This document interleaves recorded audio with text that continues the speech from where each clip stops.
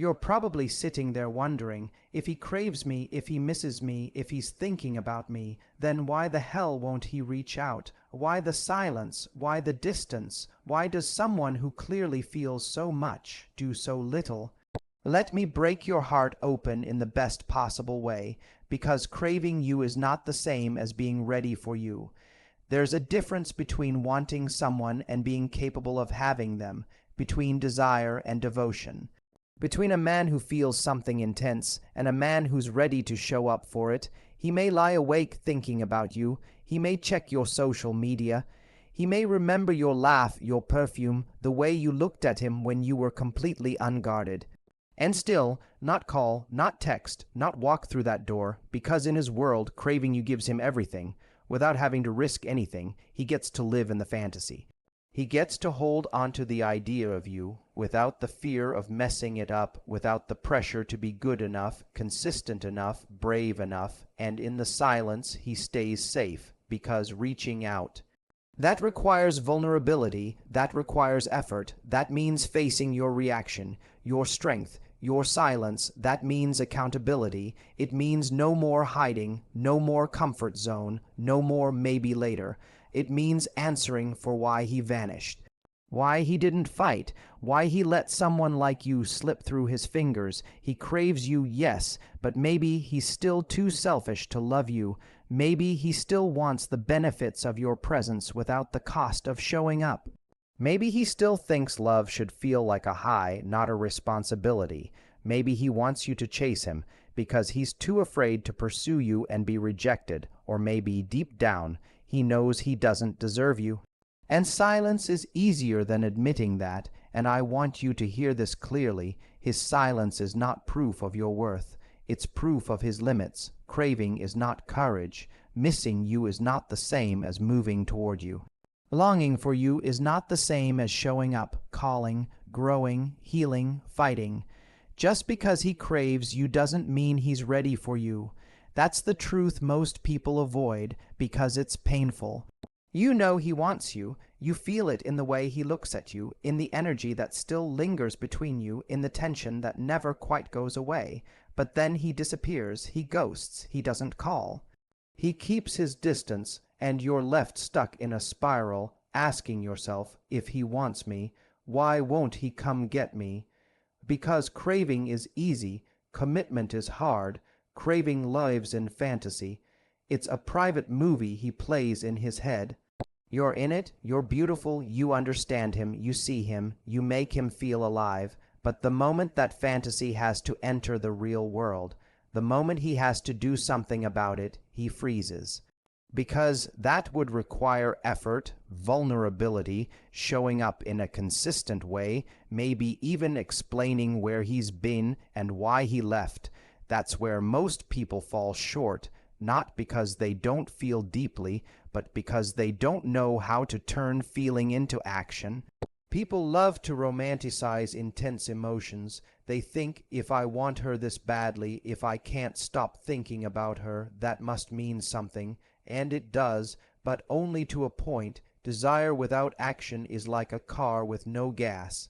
It doesn't matter how fast it looks, how shiny it is, or how badly you want to drive it. If it's not going anywhere, it's just taking up space. Craving can't build a relationship. It can't give you safety. It can't meet your needs. All it does is haunt you with potential, and for some people, that's enough. They'd rather live in the idea of you than risk the reality, because in their mind, you're perfect.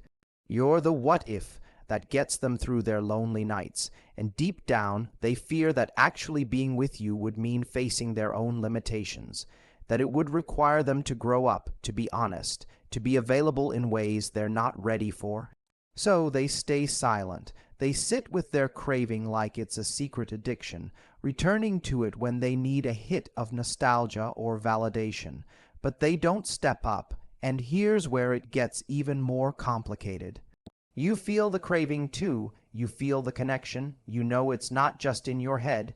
You've seen glimpses of something real. So when he goes quiet, part of you clings to the hope that maybe, just maybe, the depth of his feelings will eventually pull him back. that he just needs time, that he'll wake up one day and realize he can't live without you. But craving doesn't mature into commitment on its own. It requires courage. It requires someone to decide that their desire is worth the discomfort, that they're willing to put in the work, face their fears, and stop hiding behind their emotions. Until that happens, craving stays in the dark. It lives in the text he never sends, the call he doesn't make, the message he types out and erases. It becomes this quiet ache in both of you, but only one of you is left carrying the weight of it. So the next time you feel that longing, and you wonder if he feels it too. Yes, maybe he does, but the real question isn't does he crave you. The question is, what is he doing about it? Because the man who is truly ready for you won't let craving be the end of the story. He'll let it be the beginning of his action, and if he can't do that, then all he's holding onto is a feeling. You're looking for a life. Sometimes the reason he doesn't reach out, even though you know he wants to, isn't because he doesn't care. It's because his ego is behind the wheel, that part of him that needs to feel in control, that part that sees vulnerability as weakness, is calling the shots. He might be sitting there thinking about you every single day, replaying the last time you spoke, wondering what you're doing, who you're with, but he still won't pick up the phone, because reaching out would mean surrendering the upper hand, and to his ego, that's unacceptable. His ego whispers things like, if she wanted me, she'd reach out first. It tells him that staying silent protects his pride, even if that silence is killing him inside. It makes him feel strong while keeping him paralyzed. Because to the ego, being the one who reaches out first is risky. It's exposure. It's handing you the power to say no, and even though he craves you desperately, deeply, that craving is constantly filtered through his need to protect his self-image. He doesn't want to look needy. He doesn't want to seem like he cares more than you do. That comparison game, that battle for emotional leverage, is everything to his ego. He wants to believe that he's unaffected, even if the truth is the opposite. So he stays quiet, he waits, he hopes maybe you'll break first, that you'll text, that you'll post something he can interpret as a sign, but he won't make the first move because making the first move means lowering his guard. It means you'll see how much you really mean to him. And if you're strong, if you've walked away, if you haven't chased him or begged him to come back, that bruises his ego even more. It confuses him. Because the ego doesn't understand strength in others, it sees it as rejection, and rejection is the one thing it cannot tolerate. So rather than admit he misses you, rather than face the discomfort of being honest, he hides behind his pride. He wears apathy like armor. He tells himself stories to justify not calling, that you've probably moved on, that you didn't care anyway, that he's just respecting your space. But beneath all of that, he's just scared of not being wanted back. The ego thrives on control. It wants to dictate the pace, the tone, the direction of the connection. That's why some men will ghost and then pop up weeks or months later, not because they suddenly realized anything new, but because they finally felt like they could reach out without losing face. Maybe they saw something that triggered their jealousy. Maybe they had a moment of loneliness strong enough to override their pride. But it's always on their terms. That's how the ego survives, by maintaining the illusion of dominance, even if it means sabotaging something real. It also convinces him that silence is power, that if he waits long enough, you'll miss him more, that the absence will make him seem more desirable, more mysterious, more in control, but that silence, more often than not, just turns into distance. Distance that becomes disconnection, but in his mind, if he stays still, he can avoid the risk of being emotionally exposed.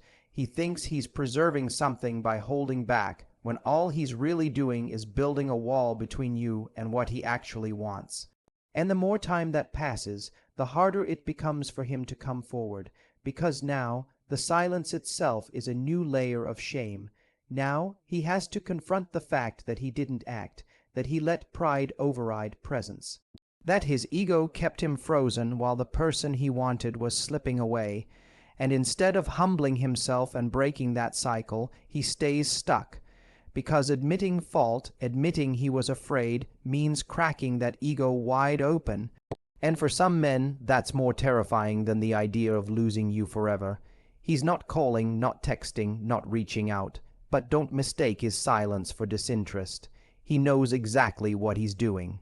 He's waiting for you to be the one who caves first, waiting for the moment when your resolve softens, when your pride bends just enough for you to check in, say hi, or like his post, because the game he's playing isn't about love, it's about power. And the truth is, he doesn't want to be the one who risks his ego. He doesn't want to make the first move, because that would mean admitting that he misses you, that he's still thinking about you, that he hasn't really moved on.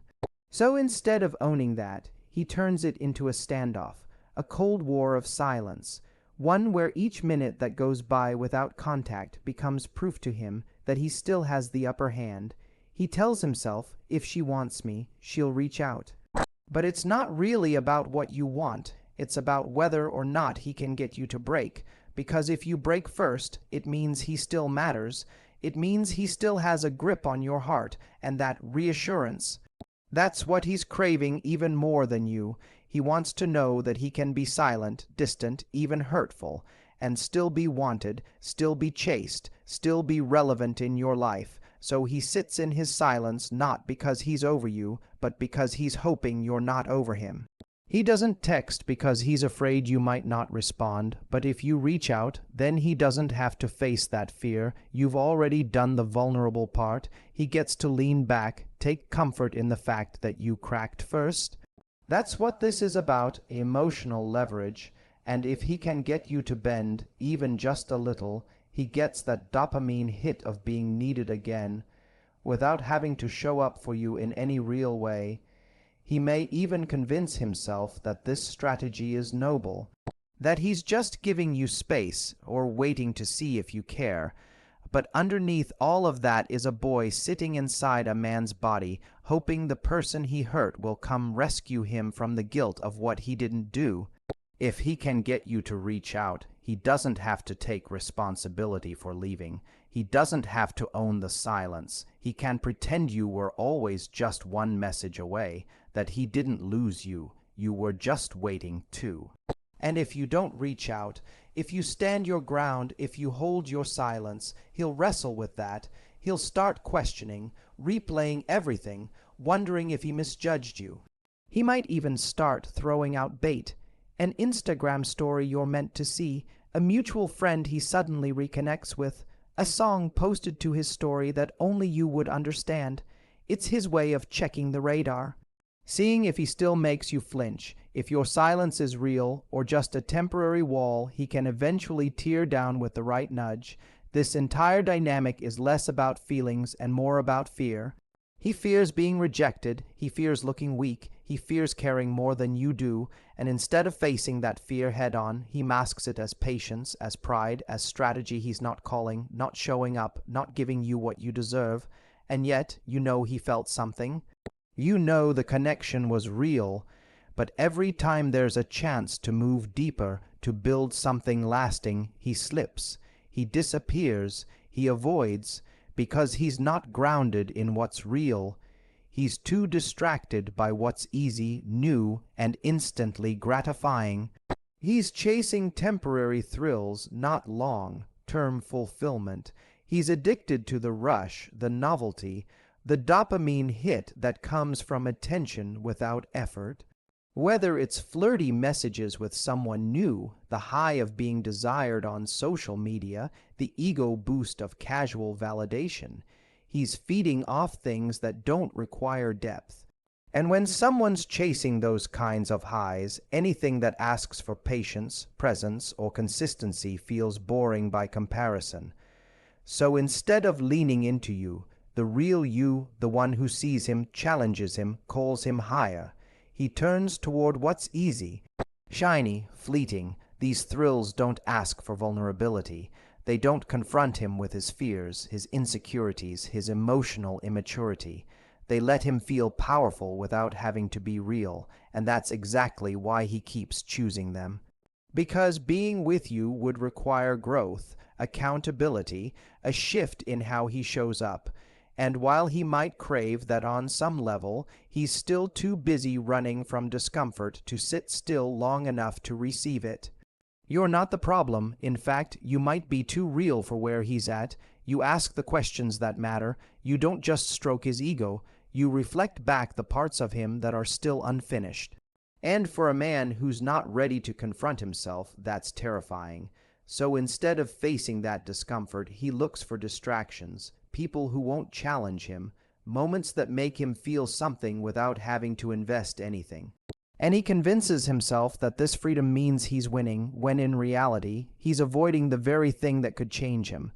The irony is, those distractions never satisfy him for long. They're quick fixes. Empty calories he keeps consuming but never feels full. That's why you still feel him lurking in the background, watching your stories, asking about you through mutual friends, showing up in subtle ways, but never directly. Because deep down, he knows there's a difference between what he's chasing and what he's lost. But acknowledging that would mean he doesn't call, he doesn't text, he doesn't make any moves to show you he cares. And yet there's this nagging feeling that he wants to, that there's something inside him pulling toward you, but still he won't step up. Why? Because he doesn't want to be accountable to you, to the situation, to himself. Accountability means facing up to the truth of what he's done or hasn't done. It means accepting responsibility for his actions or lack thereof. It means being willing to sit in the discomfort of the mistakes he's made and the impact they've had. But for him, that's a terrifying proposition. It's much easier to stay distant, to hide behind silence, than to confront the reality of where things are and why they're not moving forward. He doesn't want to admit that he pulled away. He doesn't want to say the words that would explain his actions. He doesn't want to face the fact that he's been inconsistent, that he's been emotionally unavailable, or that he's let you down, because in doing so, he would have to show up. He'd have to give more than just a few half-hearted efforts. He'd have to face the potential of rejection, the possibility that you might not be as forgiving as he hopes, and deep down, he knows he's not ready to be held to the standard you deserve. The thing is, accountability is a sign of emotional maturity. It's the ability to own your mistakes, apologize when necessary, and change your behavior to do better next time. It requires self-awareness, vulnerability, and a willingness to face the discomfort that comes with confronting the truth. But for him, it's easier to hide, to pretend nothing is wrong, to stay in his comfortable bubble of avoidance where no one can call him out, no one can hold him to his word, and no one can challenge him to be better. It's a coping mechanism, a defense against the fear of being exposed for not being enough, for not living up to the expectations that come with being in a real, committed relationship. And this doesn't just apply to you. He's not just avoiding responsibility in this relationship, he's avoiding it in his life. Maybe he's been running from hard conversations, tough decisions, and deep emotions for a long time. Maybe he's used to brushing things under the rug, pretending everything is fine while the weight of unspoken truths builds up. Accountability requires owning not just the good parts of yourself, but the messy, imperfect ones too. It's about showing up even when it's hard, and if he's not ready to do that for himself, how can he do it for you? You feel the emotional distance, the coldness, the inconsistency, and it hurts because deep down you know that the problem isn't you. It's him. He's not willing to be vulnerable enough to step into the kind of intimacy that comes with being accountable.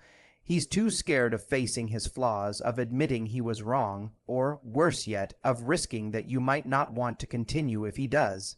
So instead, he stays stuck in the pattern of evading. The cycle continues because he refuses to break it. This lack of accountability doesn't mean he doesn't care about you. It doesn't mean that there aren't moments when he feels something real. But it does mean he's not emotionally mature enough to show up the way you need him to. And until he's ready to face his own shortcomings and take responsibility for his actions, he'll keep hiding. He'll keep waiting for you to make the move, to make the first step, because that way he doesn't have to risk admitting anything. He doesn't have to face the truth about where he's at emotionally, or where this connection could go if he allowed himself to be fully present. And while he stays stuck in his fear, you're left to pick up the pieces, wondering why someone who feels so much can't find the courage to do something with it. He's there, but not really. He flirts, he shows interest, but then he pulls away. He seems to want more, yet doesn't follow through. And every time you think you're getting closer to something real, he distances himself again. The truth, fear of rejection, holds him back. This fear doesn't just live in the back of his mind, it controls him. He craves connection, he craves intimacy, but the thought of putting himself in a position where he's vulnerable enough to face rejection makes him freeze. His mind races with all the what-ifs and worst-case scenarios. What if she doesn't like me as much as I think she does? What if she says no? What if she finds someone better? These questions swirl in his mind, paralyzing him every time he even considers reaching out or moving things forward. He might genuinely feel the connection, but the moment that connection requires him to step up, to make himself vulnerable, to make a move that could result in him being turned away, that's when he retreats. Because rejection is painful, and for him, it's more than just a hit to his pride. It's a reflection of something deeper, his fear of not being enough. It triggers a wound he's carried for as long as he can remember, one he's never fully healed. Maybe it stems from past relationships where he was left behind, or maybe it's from childhood experiences that taught him not to trust, to hide, to protect himself from emotional exposure. Rejection, for him, feels like a confirmation that he's not worthy of love, affection, or attention. And that feeling cuts deeper than most people can understand. So instead of facing the fear head on, he retreats into safety. He plays it cool, he keeps his distance, he waits for you to make the first move, because then, if things go wrong, it won't be his fault. If you don't respond the way he hopes, if you're not as interested as he wants you to be, then at least he didn't risk it. At least he didn't make the first move that left him exposed and vulnerable. The fear of rejection is a powerful force. It convinces him that the safest place to be is outside of the game entirely. He tells himself, if I don't try, I can't fail. But what he doesn't realize is that this approach guarantees one thing: missed opportunities. Because in avoiding rejection, he also avoids the potential for connection. He avoids the possibility of something real. Every time he holds himself back, he sacrifices the chance of building something deeper and more meaningful. But the fear still lingers. It's there in every half-hearted text, in the delayed responses, in the hesitation before he reaches out. It's not that he doesn't care, he does, but in his mind, rejection means more than just a no. It means failure. And he'd rather protect his ego from that than risk exposing it to someone who could potentially turn him away. The irony, of course, is that this cycle of avoiding rejection actually increases his chances of experiencing it. The more he pulls back, the more distant and inaccessible he becomes. The more he keeps himself emotionally unavailable, the more likely you are to move on, to lose interest, or to start questioning his intentions. And the very thing he fears most, rejection, becomes a self-fulfilling prophecy. He's holding himself back, thinking that the safer choice is to stay hidden, to remain protected in his emotional armor. But what he doesn't realize is that he's missing the only opportunity that could actually heal his fear, taking a risk, facing the rejection head on, and realizing that even if it does happen, it's not the end of the world. Rejection doesn't define him. It's just one part of the journey, but until he can push through that fear, until he can step outside of his comfort zone and allow himself to be vulnerable, he'll keep hiding. He'll keep running away from the very thing that could set him free from his insecurities. And you, the one he's scared of losing, will keep wondering why someone who seems to want you so much can't find the courage to act on it. He knows you're still there. You're still in his life, still available, still present. And the truth is, that might be the very thing that's keeping him from stepping up. You've been patient. You've been understanding. You've given him space, you've given him time, and you've been there through the moments when he's shown only glimpses of what he's capable of offering. And yet, despite all of that, he still hasn't fully shown up. Why? Because you're still there without him trying. There's a certain comfort in knowing that you're available, and for him, that comfort can be paralyzing. When someone is always there for you, it's easy to take them for granted. It becomes almost too easy. He doesn't have to work for your attention or affection because you've been steady, you've been patient, and you've been waiting. There's no urgency, no pressure. Why should he act when he knows that, even if he pulls away, you'll still be around? And that's where the problem lies. He's not motivated to make a move because there's no perceived consequence. When he steps back and you don't chase him, he doesn't face the reality that you could walk away. There's no emotional cost to his inaction, and because of that, he feels no real need to change his behavior. In fact, it might even reinforce his belief that he's in control. He doesn't have to show up fully because you're not pushing him to. This dynamic can make him complacent. He knows that even if he drifts, you'll still be there when he decides to show up again, so he doesn't put in the effort, he doesn't take the risks. Why would he when he's got someone who will still be waiting in the wings? The more you remain steady and patient, the more he may start to believe that he doesn't need to do anything to keep you, and the more he believes that, the less he'll invest. The less he invests, the further the emotional distance grows. The cycle continues, but it's not because he doesn't care. It's because he's become accustomed to the idea that you'll always be there for him, no matter how little he gives back. He doesn't have to prove himself. He doesn't have to fight for your attention, your trust, or your love, and that makes the connection feel less urgent, less real. In his mind, if he knows you're waiting, then there's always a safety net, always a fallback. There's no need to step up if he knows he's not at risk of losing you. This dynamic can be incredibly frustrating for you because deep down you're investing emotionally, you're waiting, you're showing up in ways that you hope will eventually inspire him to reciprocate. But what you may not realize is that your continued presence, your unwavering availability, is actually making it easier for him to not act. You're not giving him a reason to step up and prove he's worthy of you. You're just there, waiting for him to make the decision to move things forward, and as this pattern continues, it starts to become a self-fulfilling prophecy. You keep waiting, he keeps holding back, and neither of you is getting what you need. He's getting comfortable in his inaction, and you're slowly losing your patience, wondering why someone who seems to care can't seem to make a real commitment. You've been there long enough to see what's possible, to see the potential, but you're also realizing that your presence alone isn't enough to change anything. But here's the truth. You deserve someone who will try because you're there, not in spite of it. Your presence shouldn't be something that's taken for granted. It should be a reason for someone to step up, to show you that they're just as invested in building a future together as you are. When you're always there without him trying, you're essentially teaching him that he doesn't have to do anything to keep you around, and while it might seem noble or patient on your part, it's actually giving him the space to remain complacent. At some point, you have to realize that your value doesn't lie in how much you're willing to give without receiving.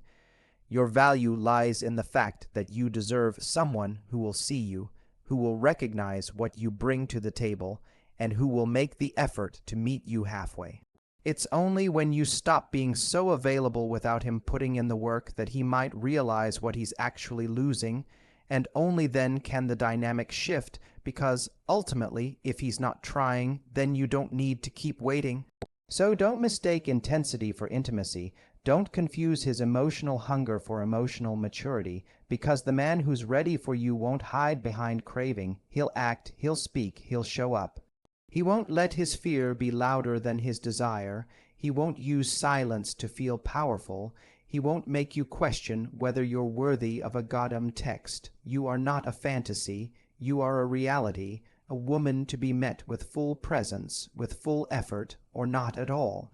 And if he can't handle that, let him crave you in silence while you rise in peace.